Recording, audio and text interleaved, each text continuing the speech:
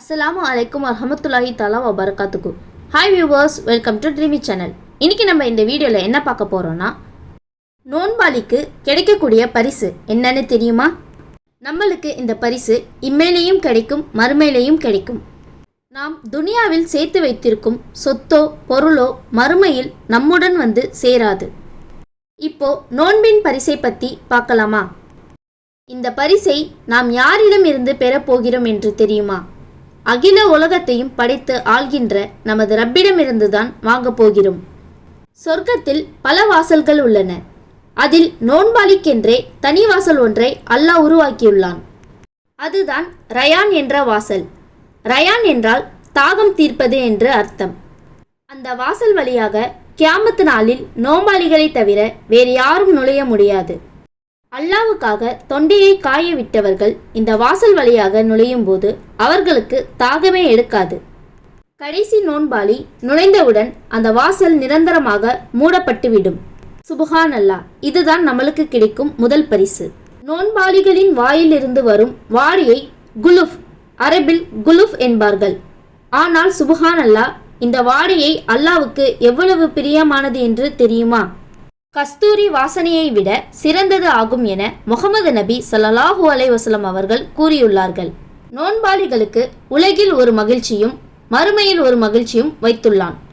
முதல் மகிழ்ச்சி மறுமையில் இறைவனை சந்திக்கும் நேரம். சுபஹான் அல்லாஹ். இதுவே ஒரு முஸ்லிம்களின் வாழ்க்கையில் உள்ள பெரிய கனவு. சொர்க்கத்திற்கு செல்லும் முன் நரக நெருப்பிலிருந்து நாம் காப்பாற்றப்பட வேண்டும். போர்க்களத்தில் வாள்களிலிருந்து காப்பாற்ற கேடயம் எவ்வளவு முக்கியமோ அதே போல சைத்தானிடமிருந்தும் நரக நெருப்பிலிருந்தும் காப்பதற்கு தான் இந்த நோன்பு ஒரு கேடயமாக இருக்கும் என முகமது நபி ஸல்லல்லாஹு அலைஹி வஸல்லம் அவர்கள் கூறியுள்ளார்கள். யார் அல்லாஹ்வுக்காக ஒரு நாள் நோன்பு நோக்கிறாரோ அவருடைய முகத்தை அல்லாஹ் நரக நெருப்பை விட்டு 70 ஆண்டுகள் பயண தொலைவிற்கு அல்லாஹ் தூரமாக்கி விடுவான். சுபஹான் அல்லாஹ். ஒரு நோன்பிற்கே நரக நெருப்பை 70 ஆண்டு தூரம் செல்கிறது என்றால் ரமலான் முழுவதும் நோன்பு வைத்தவர்களுக்கு நரகம் எவ்வளவு தூரம் செல்லும் என்று நினைத்து பாருங்கள். சுபஹான் அல்லாஹ். இது நம்மளுக்கு கிடைக்கும் இரண்டாவது பரிசு.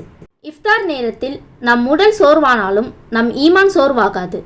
நாம் அந்நேரத்தில் கேட்கப்படும் துவா அல்லாஹ்வுடைய அர்ஷை நேரடியாக தட்டுகிறது.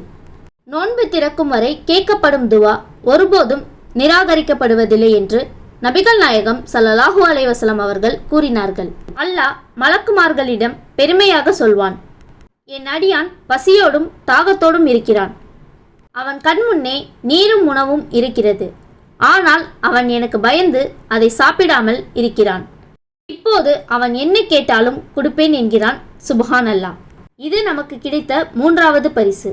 இஃப்தார் நேரத்தில் வீண் பேச்சுகளையும் வேலைகளையும் விட்டுவிட்டு நம் அல்லாவிடத்தில் மனமுருகி துவா செய்வோம். ஆமீன்.